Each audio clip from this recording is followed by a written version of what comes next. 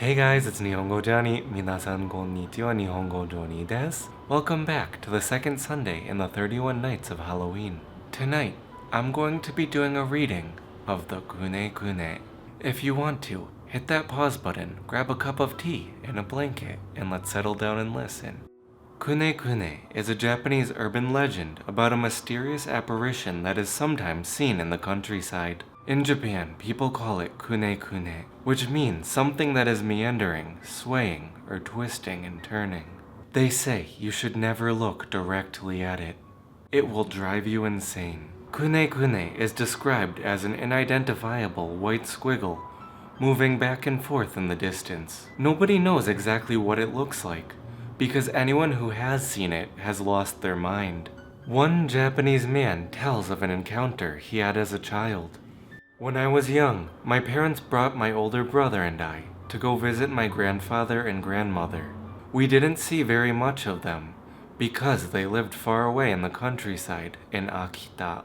As soon as we arrived at our grandparents' house, my brother and I went out to play. The air was much fresher and cleaner than it was in the city. We walked through the rice fields, enjoying the open spaces. The sun was high in the sky and there was no breeze. The heat was stifling, and after a while I started to get tired. Then my brother stopped suddenly.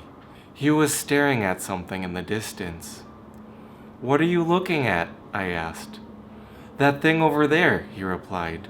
The rice fields stretched as far as the eye could see, and the area was completely deserted. I squinted my eyes, but I couldn't make out what it was. Far away across the fields, there was a white thing. It was about the size of a person. It was moving and wiggling as if it was fluttering in the breeze. "Maybe it's a scarecrow," I said. "That's not a scarecrow," my brother replied. "Scarecrows don't move like that." "Maybe it's a sheet then," I said. "No, it's not a sheet," he replied. "There are no other houses here. Besides, there's no wind, but it's still moving and wiggling. What the heck is that thing?" I had a strange uneasy feeling in the pit of my stomach, and when he returned, he was carrying a pair of binoculars. "Oh, can I see?" I asked excitedly. I made a grab for the binoculars, but he pushed me back. "No, me first," he said with a chuckle. "I'm the oldest. You can have a look when I'm done." As soon as my brother put the binoculars up to his eyes, I noticed his expression suddenly changed. His face grew pale, and he broke out into a sweat. He dropped the binoculars on the ground, and I could see the fear in his eyes. "What is it?" I asked nervously. My brother replied slowly, "There it is. There it is. There it is." But it was not my brother's voice. Without another word, he turned and started walking back to the house. Something didn't feel right. With trembling hands, I bent down and picked up the binoculars, but I was too scared to look through them. In the distance, the white object was still there, twisting and turning. Just then, my grandfather came running over. "What are you doing with those binoculars?" he asked. "Nothing," I replied. "I was just looking at the white thing over there." "What?" he shouted. "You shouldn't look at that." He snatched the binoculars from my grasp. "Did you look at it through the binoculars?" "No," I said in a meek voice. "Not yet." My grandfather sighed with relief. "Good," he said. "That's good."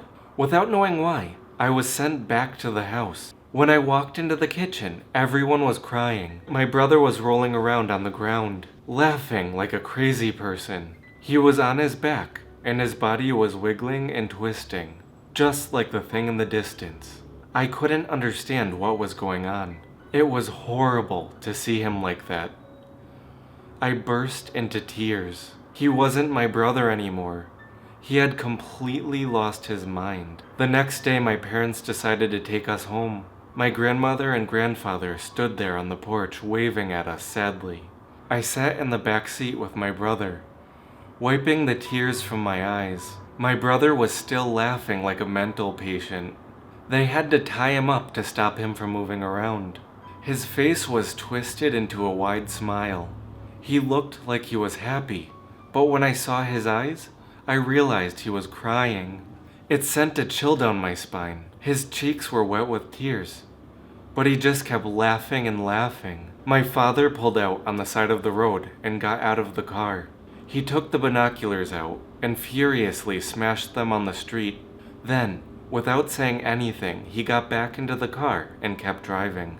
Another Japanese man tells of his experience with the twister, or the kunekune, when he was a young boy. When I was a little boy, I lived in a small town by the seashore, in Chiba Prefecture. One evening, my uncle took me for a walk on the beach. As we strolled down the strand, I looked out into the sea, and I noticed something white in the distance. It was a long white thing, and it was swaying back and forth. I wondered, what could it be? "What's that thing in the sea?" I asked my uncle. He gazed at it, and I saw his eyes grow wide, and his face turned pale. There was a terrified look in his eyes. He couldn't stop staring at it. "Run for your life!" he shouted frantically. I didn't know what was going on, but I was scared, so I ran back home and told my grandfather. He went pale. "That's the kunekune," he said. "You're lucky you got away from it. You should never look directly at it." "Where is your uncle?" "He's still at the seashore," I replied.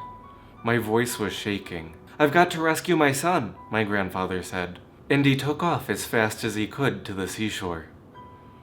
I followed him close behind, worried and frightened. From a distance, I could still see my uncle standing on the beach. It was as if he was frozen to the spot, staring at the white meandering thing far out in the sea. My grandfather broke a branch off a tree and approached my uncle. He was muttering some kind of prayer under his breath. He kept his eyes down, careful not to look at the white thing. My grandfather managed to drag my uncle away and brought him home. Although my uncle was saved, he suffered from fits of madness and insanity for the rest of his life. Since it happened, he has been in and out of mental homes many times. He was never the same after that. I think that was a good story. It wasn't anything too scary by any means, but I think it was pretty mind-bending, no puns intended. What did you guys think of that story? Have you heard this story before? Have you heard of anything like it? What do you think about the kunekune? And as always, if you haven't already, please subscribe. Hit that like button and hit the bell for more notifications. I put out new videos every Friday. Thank you guys so much for watching, and I'll see you guys in the next video.